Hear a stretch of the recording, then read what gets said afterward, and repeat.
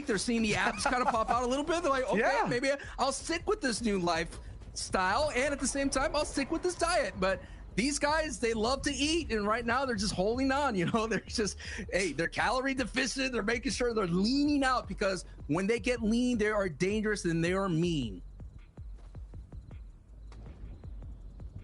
Other side of it, we're watching it. Waze actually in the distance. They also like fighting a lot, but the patience sometimes comes at an offbeat, like a weird time. Sometimes too patient when they should be aggressive. They're still learning that type of game, and they're actually very similar, I would say, to Vidil, O'Reilly, and Reason when it comes to, you know, approaching mid and end game. But we'll see. They're kind of in the same spot. Maybe they can also bring it up. 7th place, rolling into. They're looking really good throughout the day. The aggression hasn't been turned on completely, but you know, they're very consistent at just making games. 2/3 back to back from Nebs, Bubak, and Waze rolling through actually gets them all the way into the top 10. If they can get another third,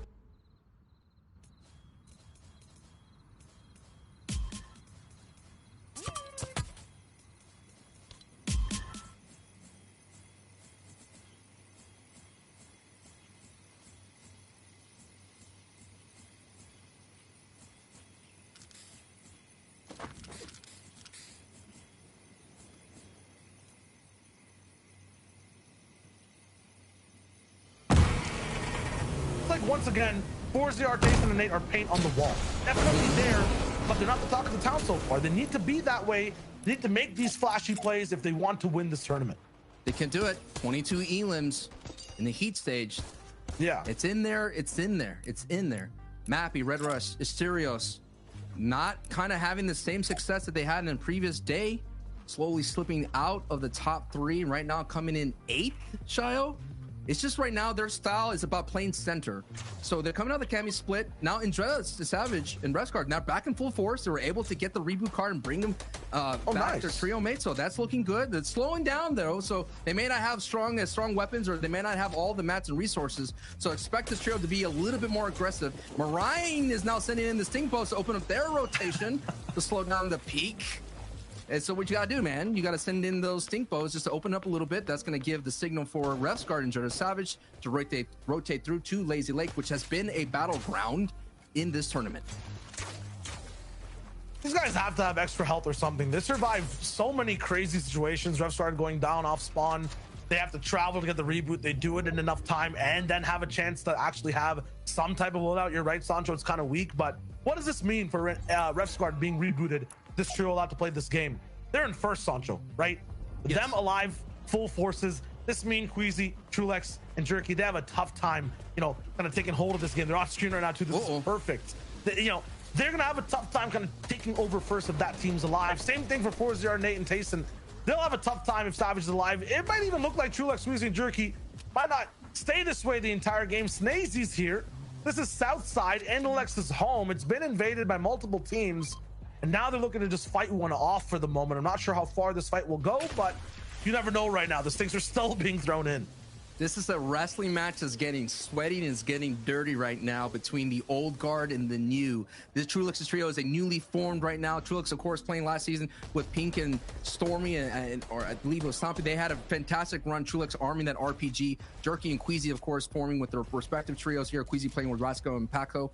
And wow, I mean, for them to be able to hold on right now, look at this. There's a 3-trio kind of standoff right now with Fast Roxy, Ardent, and Pizza coming from Misty. And then you have this team from Camp Cod. You know, Snazy's trio, they're going to want this fight because they're low on Storm Surge. Because you come from Camp Cod, you know this is your opportunity to get those tags in. Wow, Queasy's still finding a way in these bases with 2 teams around them. Shoot off on another way far away on a hill. That's crazy. That's huge for the tags as well. And man, I wish Ardent, Pizza, and Fast Roki had a theme song. It feels like every time there's a third party coming through, these guys roll in with a jingle and they're the ones to cause chaos every single time, whether it's at Lazy Lake, now it's down below at Camp Cod. I always have some type of song playing in my head when I see Fast Roki on screen. They just make things crazy. It's basically, that's a third party, right? That is what they're, that's a third party. So that right now is just being so aggressive all over the place, and Lazy Lake is where they like to push on through. So they're seeing some opportunities to get some tags here on the Storm line edge. Red Rush, in center. Zone is pushing them a little bit further. This is very going to be interesting in-game, Shio, if it goes down to Misty Meadows Lake. We see Zeiko's trio already setting up an opportunity here. We've seen when it was here in Lazy Lake yesterday, Jules was able to hold on to height there in game 4. There was 3 different height retakes and they lost it. And Pizza is actually getting gobbled right now. Down he goes. Wolfies is getting eliminated. Elocrats again eliminating the feed. Now this engagement is opening up just a little bit more. Just like Pistachio Nut just opens up a little bit more. Before you know it, they're going to be able to gobble that up and get some confirmation and some 2 Elim points. Yeah, Fastaroki down. The third-party trio not going to be able to operate today. For this game, the one trio to watch has to be Red Rushes. They ended up coming second all the way on low ground, played it really well. They're kind of the kings of navigating Lazy Lake, but what it looks like right now is they're actually under Surge. This is going to be a very crucial pump shot map. He has to hit. Surge actually goes away. You can back up, my friend. No! At the last second, Surge stopped 70 players. Mappy overstepped. The trio that clutched out this zone yesterday is going to be one man down. Mappy is also most consistent in terms of surviving and being able to support his teammates too. He's not going to be there. This is looking tough on day number 2 for Red Rush. That was a big refresher elimination right there for Andretta's trio, knowing that they had a reboot teammate. Now they could take his loot, Mappy's loot, and be able to move on through right now. That was always a question mark for Red Rush. If you're going to play center, you're going to have to hit your tags. You're going to have to find people on your rotations, because if not, Storm Surge will be knocking on your door to collect that build. This is actually tough, I feel like, for Savage and Jetta and Refsguard. They like wide open low ground that doesn't really switch layers. Their lifeline for this entire tournament and their playstyle is low ground. If they don't have a consistent low ground type of terrain to play, they're going to be in trouble for games. Lazy, I feel like it's kind of like that with all the builds, the buildings, and the fact that it can go to the mountains and the river. They might be looking to play a little bit more mid. They're kind of trying to take it over from from Red Rush, it looks like right now. And they know they're, at a man advantage, 3 versus 2, but no.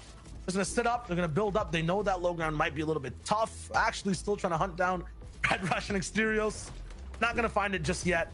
But yeah, for this zone, they're going to have to switch up their play style. They're going to be aliens in terms of how they're playing. Very used, though, to being height. They're going to be in situations, not bad players in other spots. And there it is. The Red Rush elimination comes in.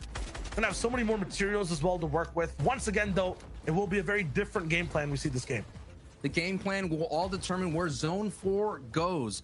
Zone 4 is really close to them. They could work through these kind of natural buildings, the ones that are set here, and find their way in. Now we're looking at Tayson, Nate, and 4ZR, who's made their way in from Sweaty Sands here on a very dead side rotation, considering that Misty Meadows trios have already rotated through. We already saw Pizza way down there, and it pushes south. So Andretta's trio has some work to do. There's a couple of trios along their way, but Tayson's, 4ZR, and Nate don't have to do any work. But Shio, look at how much of the aquatic lake is eating up Zone 4, and we already seen when it comes to the FNCS wow. I cannot wait where this in-game goes. I mean, I'm trying to think what happened last season. There was Staten Island's reference that I remember.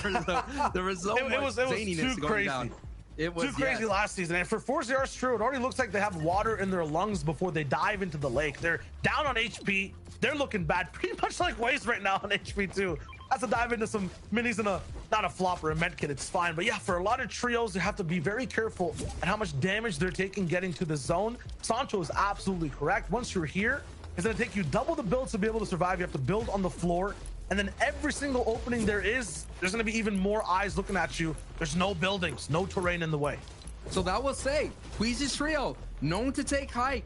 If they could take it here in this in-game, that is a really strong probability for them to walk away with the victory royale and catch up to Refsguard, Andretta, and Savage. That's all it is right now. People trying to catch up to Savage, but Savage has to go down alongside Andretta and Refsguard for that to happen. No O'Reilly, Vidil, and Reason. Mid-ground this time, I don't think Reason wants to get headshot, bow sniped again. They're looking to play defense and make sure all 3 are alive. They're so good when they're a trio. Looking at the waterfalls on the right, they're on a higher layer. It's tough for them to do their classic box-to-box beam, but they'll find a way. Bat Sniper on the receiving end. They're going to be really cornered down here. Esti, this is their home turf. Sancho, they were born in Lazy Lake, and right now they're getting molded by Noah, Riley, Vidil, and Reason.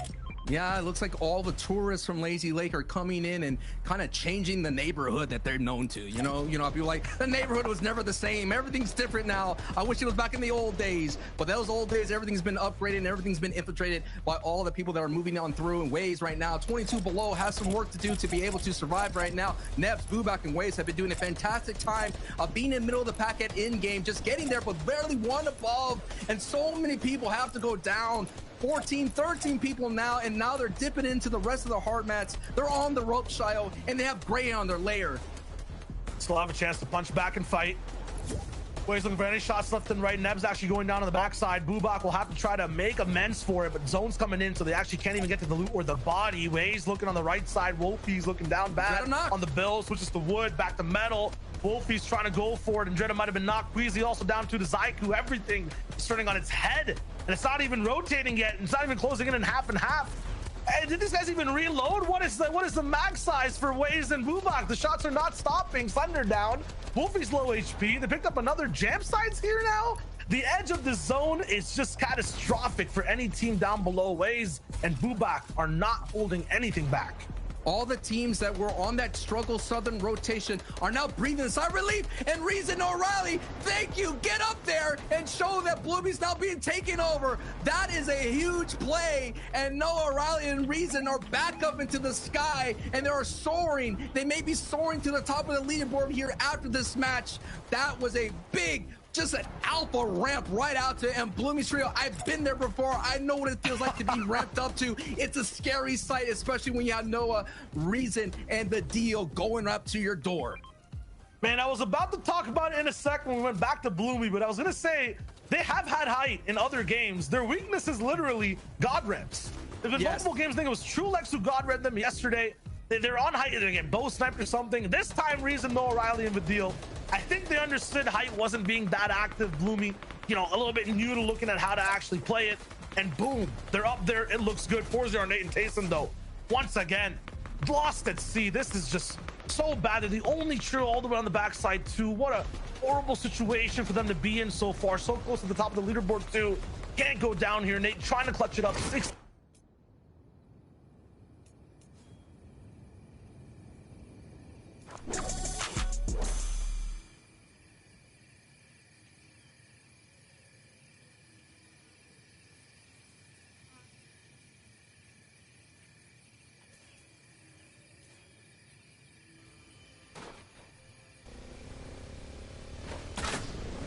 Going back to our first place team of Ref Garden, Dredda, and Savage. Zone thankfully pulls their way. Nate gets taken out by Jerky there, so that run is over. The Magician could not get out of that trap. Now, Refsguard and Dredda Savage, just focus in here. Let's tell you the gravity of the situation here. Throughout the entire time, they've been getting as many placements here, getting just enough elims just to be able to stay ahead of the push from Queasy, to stay ahead from Hen and Tayson. Now Tayson's gone. Now Hen is gone. They just have to avoid Queasy here. And look at how much damage Noah O'Reilly and the Deal and Reason are. Over 1,000. Now this is where they traditionally are in the early game, but now they're doing it at the end game.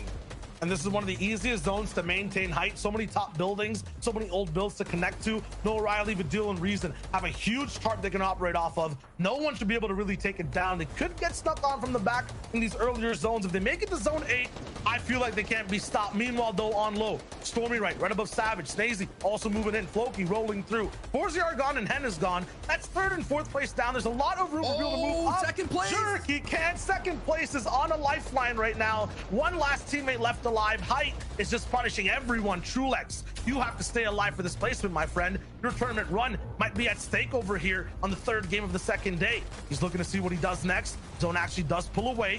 It's all of the Trulex to hold on to spot number 2 right now. He's not gonna be able to get the revive. Meanwhile, Vidil still popping all the way up top on height. Joe Shadow moving down below. Refsguard and Savage is still ahead of zone. Ahead of zone and looking healthy. That's exactly where the position that there would be. Every time they find success at in-game, they're right then and there. And look at it. All the pressure's going down right now from Noah O'Reilly and Vidil and Reason here. Trulex is on the backside. Trulex has to hold on. Trulex is in 2nd place without any kind of HP to med back up to full health here. But now all eyes are on this new form trio. It feels like they're just changed their ways, being patient. Let's go back into the great.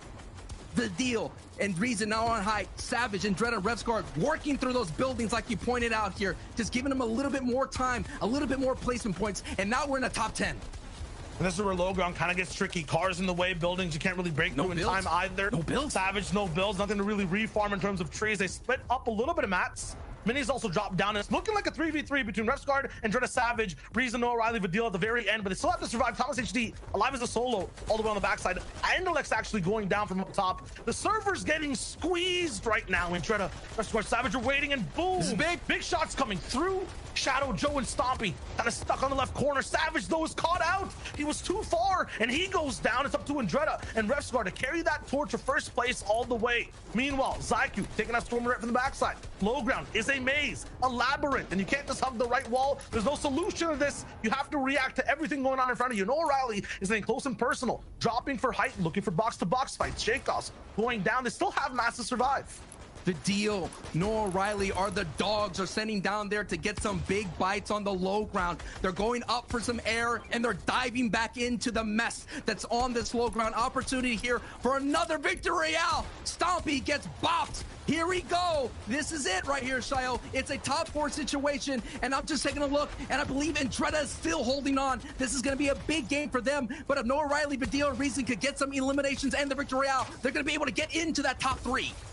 A slow burning game going to max brightness. Noah Riley, Vidil, and Reason are all still alive. 3 different teams left, 8 players, and they have 3. A majority of the pie so far. They're looking to drop down in just a bit, but there's a big retake coming through. Is that Fury randomly going for height? You can't do this against the best aggro team. They're looking to take him down, but no. Vidil gets clapped. Reason gets also completely brapped, but there it is. Fury gets taken down. Now Noah Riley is dropping to the floor. It looks like, yes, there is one team down below. Andretta still surviving as a duo. 2v2. We got another matchup to watch in just a sec. The zone's actually pulling up towards the hill. Noah Riley in advantage, but he's getting prepped to dive below. Taking a big breath of big shields before he hits that water. He goes straight down. No, not yet. Stink Bulls from Andretta. They have the Elim. Siphon comes through. Yes. Reason's up top with a med kit. RevSquad has the last tick of the zone. Reason eating the meat right now too. He's going straight for that drop down. It's not going to be enough for the heals to survive. Reason, Vidil, Noah Riley. Textbook game. That was absolutely crazy to watch. Was that 10 elims, 17 total for that trio? Was that and the victory royale? I thought that was going to be a top 3. They're going to the moon. They're going to the moon. No, they're going to a different galaxy. They're going to a different. We don't know where they're going, man. Yo, see, Levin Reese, give us an astronomical chart. Where's this trio going, real man? Show me the desk. Show me the desk. Bro, we're full warp, dude. We're going to a different galaxy, a different time zone, a different timeline. It is just not even in the same realm any longer. And by the way, boys, Vidil's trio, that's a new elimination record. That's right. We're seeing action like you would not believe. Reese and Levin, I just cannot understand how these games just don't stop. It is just constant action, constant blows going back and forth. I don't know if my little baby heart can take it. I don't think my big boy heart can take it. Like, this was an incredible game from these guys. Record breaking actually for FNCS finals overall. 17 eliminations, the most amount of points in history so far. This is something that we do not see often. And we've called this yesterday and today, saying that these guys are going to pop off with a 10, 15, 20 elimination game. Insane. Look, last season, they looked like they were going to take the FNCS championship going into that final game, and things didn't go their way. But now they are back with vengeance. They had the highest point game of yesterday. They have the highest point game of not just today, but ever in an FNCS finals. Like, this is ridiculous stuff. These guys are going to shoot all the way up the standings. They came into this game in 10th. We'll see where they are when we get to it, but a phenomenal game from these guys. And it's a very different game, right? When you can dethrone that #1 team going into the game. I mean, without Hen, Janice, and Chapix, I feel like everyone else just had breathing room, right? They were just allowed to operate without this like pressure, Levin. Yeah, 100% right. Hen, Janice, and Chapix went down early, and we'll get to show it to you, right? Because the key thing for this team was the fact that coming into today, right, or coming into yesterday, people were scared about this team here, High Chris Vortex, who are landing on them. And people said, if these guys can't sort of get rid of them off spawn, there's going to be big problems. But you'll see here, off spawn, moments before disaster. Screenshot this, right? We all know this feeling. You're gliding in, you see your enemy has picked up a weapon, and you're still gliding in. There's no hope for you there, right? And although Chapix eventually is able to pick up a weapon, at that point you could argue it's almost too late, because you can see Hycris there is able to go and do significant damage to his teammates. Similar thing here for Janus. Janus here, he lands in this building, he thinks to the chest, oh, I'm fine and dandy. No, you have Vortex here, he has a primal shotgun, and he gets Janus down to 31 HP. What can Janus do at that point? He's so low that it's just going to be incredibly difficult for him. And the big thing is like, this was the question we all had off spawn. What happens for this trio, right? Yesterday they were able to avoid it a lot of the time, but if they're just 50-50, we know what Fortnite is sometimes. Fortnite, sometimes you land, you don't get the weapons you need, and you will just go down like this. If this continues to happen, they're not going to be able to back-to-back. Yeah, and this is going to be tough. You know, we did see them lose a single game yesterday, so this could be their one today, and if it's only one, that's fine, but they can't keep doing this at all. They can't keep losing the games off spawn like this, and that is, like you said, the issue of a 50-50 play early on. You can see Hen eventually being picked up, and that is the end of it for them. So you can see that they have actually ended up moving down the leaderboard down until 7th. That's where they are right now. So they're going to have to play a little bit of a catch-up game coming up forward. But some of these teams that have been popping off, Rescard and Drea Savage, still holding on so strong. I know. It's so silly. Like, every single game, we see some ridiculous stuff happen, and yet they remain first place every single time. Phenomenal stuff for them. But look, No Riley, Reason, Vidil sitting in 4th place. They were 10th last time. That game, 3 victory royales so far. The most of any other team. Like, this is insane from these guys. Yeah, it was disappointing that they had so many not so great games yesterday. Like, after their big victory royale, they really had the other 5 games that just weren't really anything. So today they are playing serious catch-up, but already with 3 games left, being 4th, if they keep playing the way that they're playing today, this is going to be an incredible finish. I just feel like Sancho West, like, his prediction is just kind of echoing my mind. I just remember back before the final started, Sancho was like, guys, you know what? Calling in now, Savage's trio, game 12, they're going to clutch it up for the whole champion. No, apparently Sancho was just like, what he meant to say was they're going to clutch up every game at all the times, at all the points in the competition.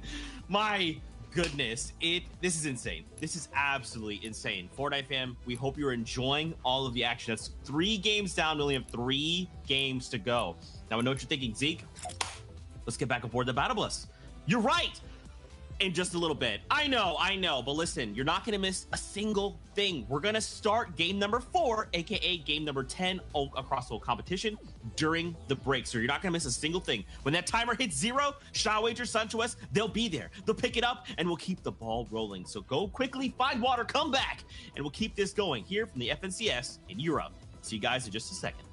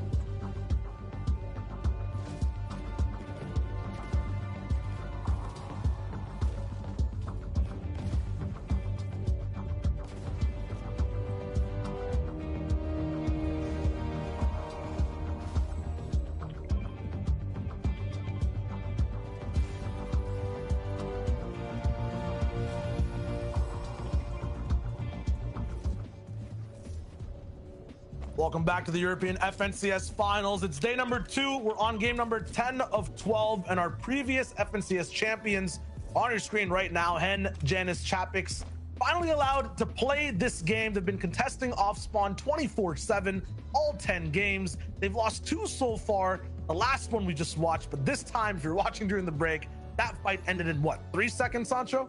And more importantly, they've been chilling in their lobbies respectively for about 25 minutes or so. So we all know that gave them time to kind of chill out for a little bit, reset.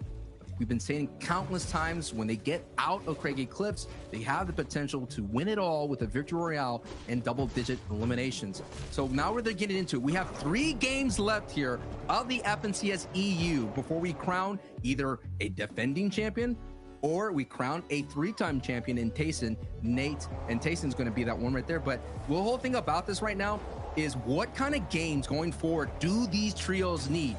And Jonah Resguard and Savage, they don't need anything special. They just got to hold on, keep getting to end game, trust the process. That's all they have to do.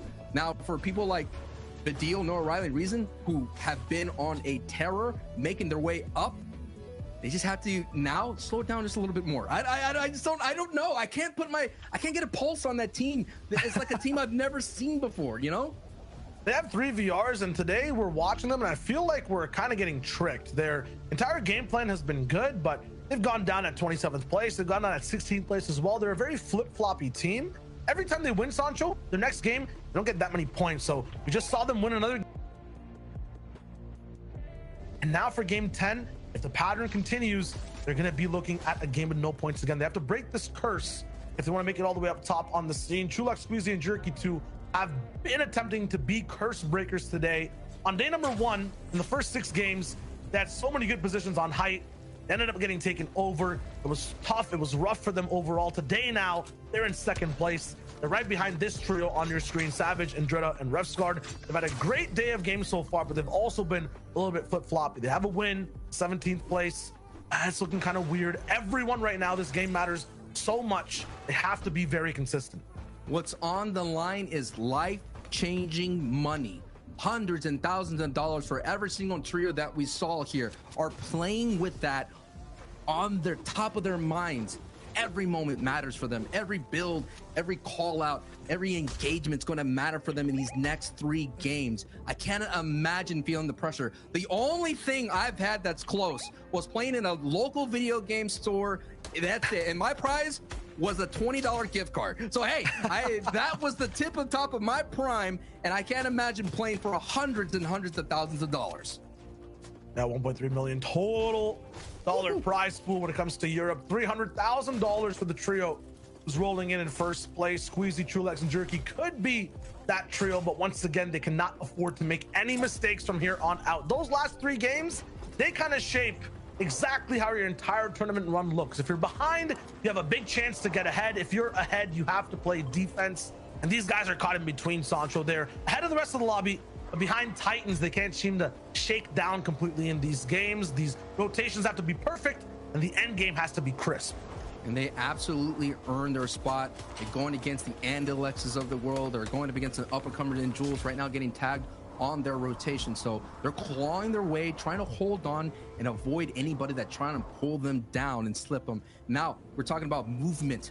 Badil, Noah Riley, and Reason, 6 places they moved up. They've had 2 back-to-back games that moved them up their leaderboard, and look at their strategy. They've just totally changed. And you know, this kind of reminds me of, you know, at Rose where we're watching like Unknown, and where all the question was what would Unknown look like in in-game? If Unknown down there in the NA, what will he do if he just slow down, be patient, that chaotic energy, that be able to box fight anybody? He was doing some things in the past that were just phenomenal. The same thing like as well, like Face Sway, right? What would Sway look like if you kind of got to in-game? Well, we're seeing right here a game that they just flip-flop everything, the script. They were getting like these 10 elim games, right? In the early game. Now they're getting those 10 elim games at in-game, and they're getting those bonus placement points. That's why they're moving up the board so fast and ferociously. For Badil, Noah Riley, it only really is wins that are keeping them in this game. If they're not winning, they're having very, very, I would just say, middling performances throughout. It's like 11th or 17th rolling in throughout the day. It's not looking too good when you look at their team if they don't win games. And to talk about it and put it in EU respect, like it's like, what will Wolfies look like in game? What would CRR look like in game? You know, what are those aggressive known players? What will they look like in game? And we're getting a taste of it. And we're just seeing that if you go do your homework, VOD review, they kind of tweeted out, we figured out a plan, and they're executing that plan so beautifully right here. We're joining in slightly late also onto this game number 10, the fourth one of the day. So a lot of people have already moved off of their spots. They're rotating and the zone's coming in fast. I was thinking to myself, wait a minute, Forza Art and Lazy Lake, and we just started casting? No, this is all the way in a mid-game rotation, and their tags are looking a little bit low, but this is where they actually end up doing the damage. This is going to be a very good spot, but it's going to be shared alongside Fusion and Nexus down below. They love knocking on your walls, and then up top you have Scram, Putrick. We're desperate right now, looking for more points, looking for a way to get back into the competition. We're talking about what does a trio need to come back. Thomas HC, Flick, and Anos have to have that pop-off game. They've been denied 2 times in this FNCS tournament. 2 times their signature pop-off game, holding on height, losing it at the very last moment. We saw the misplay by Thomas HC with the med kit here. Now, Reason, Noah Riley, the deal in trouble right now. Things are going to do.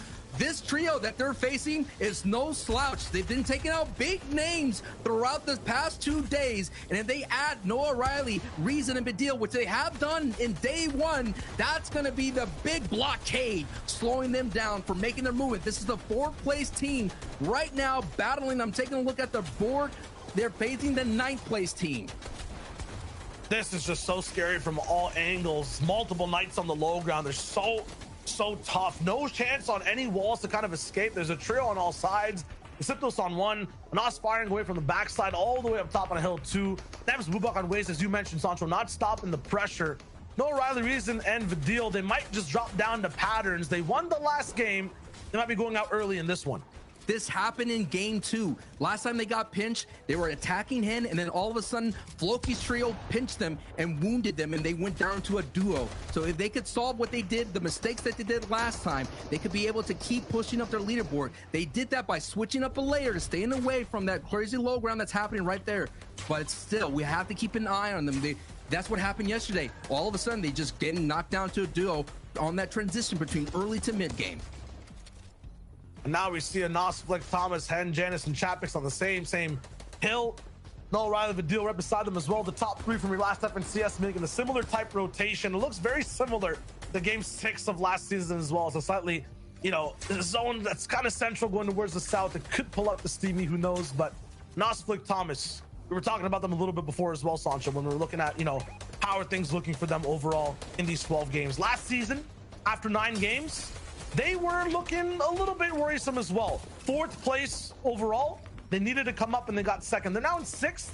They're looking for that climb up as well. We'll see if it's possible. Meanwhile, the big pressure from Bubak is too much to handle for Noah Riley, Reason, and Vidil. They go down once again, and it feels like the pattern will be true for this team. It's always a win followed by an early knockout. Noah Riley is still once again hanging on the ropes. You can try to see if he survives and plays for a little bit of placement, but we're kind of deep in this game. Reboots are very difficult to kind of take away when you're so close to so many trios. It should be wrap-ups for that squad.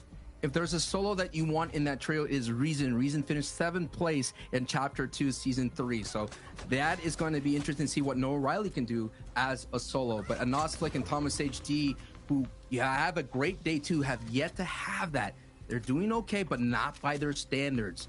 And now you're seeing in the feed Blasters, who just finally survived, save it down there in Weeping Woods, not make it into the middle game right there. But Ryan, Lanouf now have to deal with 2 of the Titans of the region ramping right over them, and they're not moving. They don't want any piece of this pie, but oh no! Chapix and Flick are colliding right here, and Chapix gets knocked. That's Hen. They're trying to move up the board, but Thomas HC is trying to catch them from their ankles so they can't climb any higher. 6th versus 7th. They're really, literally clawing at their ankles right now. Anos, Flick, Thomas HD, making sure there's no chance that they get any higher. They're going to keep moving forward, and this is going to be such a tricky rotation, Sancho. We've been looking at wide shots of this entire zone. There's so many trios that heat angles and locations. There's nowhere to really stop. Flick and Anos, Thomas HD have to keep going. They can't slow down. and the ramification goes beyond just eliminations. Now that Janus is by himself, the solo champion here has to hold on as much as possible. I was gonna say Chapix is that in-game leader. He kind of puts Hen close to him, but now Janus is feeling the lobby pressure, and it's just too much. Nos, Thomas HD, take him out. They got the Elim. My question is, if they stolen the energy too, there's always one type of pop-off game that comes through with Nos, Thomas HD, and it usually happens when a top team goes down as well. This could be that game. We're on their kind of home territory on the right side of the map. We'll see if it's possible, but there's so many different trios, shoulder to shoulder.